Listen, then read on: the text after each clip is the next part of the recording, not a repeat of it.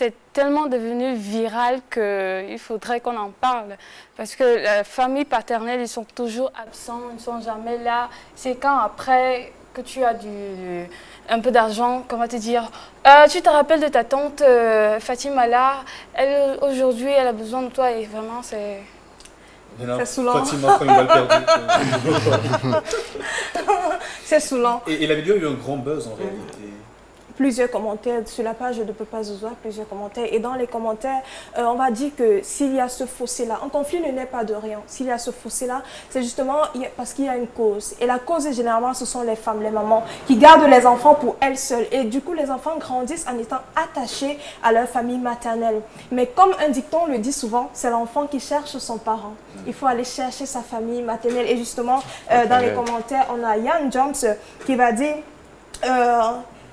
Yann Jones qui va dire « Tout ce que je sais, c'est qu'il faut apprendre à chercher la famille paternelle, assister aux réunions, les appeler.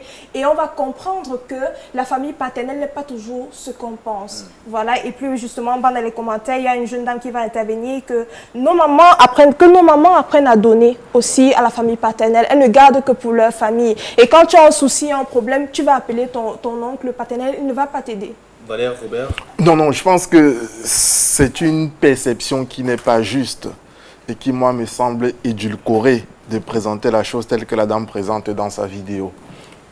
Édulcorée, c'est pas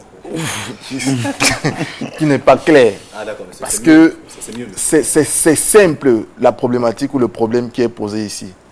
C'est quelle est la relation qui existe entre les progénitures, les enfants d'une famille et la famille paternelle pendant ou après l'existence de leur papa. Parce que le père peut être vivant comme il peut être décédé. En général, ce qui se passe, c'est que quand le parent est vivant, notamment le père, même quand il y a des inimitiés ou alors des incompréhensions, sa présence réussit à atténuer le conflit, notamment entre ses enfants et sa famille. Le conflit naît de quoi, justement? Le conflit naît en général de deux choses. Et ça, c'est important que tu poses la question. La première chose, c'est que les enfants n'ont pas une certaine reconnaissance, une certaine identité vis-à-vis de leur famille. C'est une vidéo qui semble être dérisoire, mais la problématique qui est posée est une problématique fondamentale. Parce qu'elle met ici en exergue la question de l'harmonie au sein de nos familles. Et si on n'y prend pas garde, on risque de tuer la sympathie. Voilà, non, mais vraiment, moi, je pense autrement. En tout cas, là, vous exposez, vous parlez comme s'il y avait un problème, mais il n'y a réellement pas de problème, vous savez. Puisqu'en réalité, chacun d'entre nous sur ce plateau fera partie ou fait partie de la famille paternelle de quelqu'un. On est d'accord? Alors, est-ce que vous allez vous comporter comme le monsieur, enfin, du moins, comme ça s'est présenté dans la vidéo? C'est une question que je pose.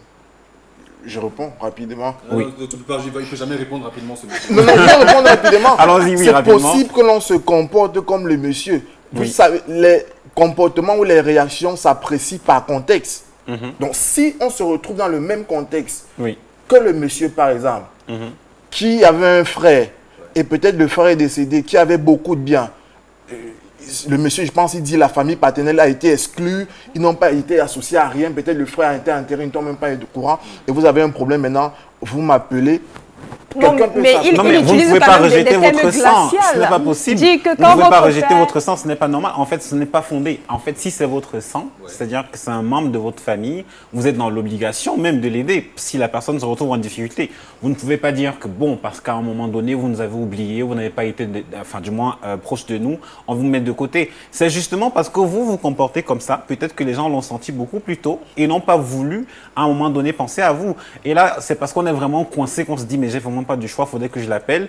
Et donc, on appelle. Mais vraiment, je pense que tout vient, en fait, c'est quelque chose que chacun développe à l'intérieur de soi. Et après, dans la vidéo qu'on a vue préalablement, ça se voit qu'elle est plus proche aussi de son oncle maternel, parce que lorsqu'elle appelle son oncle, tu vois, directement, elle dit son prénom, il est chaleureux, mais l'oncle maternel ne connaît même pas son nom. Exactement, c'est qu'il n'a jamais voulu, en tout cas, s'intéresser à elle. Ou alors, elle n'a jamais voulu s'intéresser à elle. Certainement, justement, et pour revenir, parce que j'avais demandé à Néné, pourquoi est-ce qu'on se sent plus à l'aise dans la famille maternelle?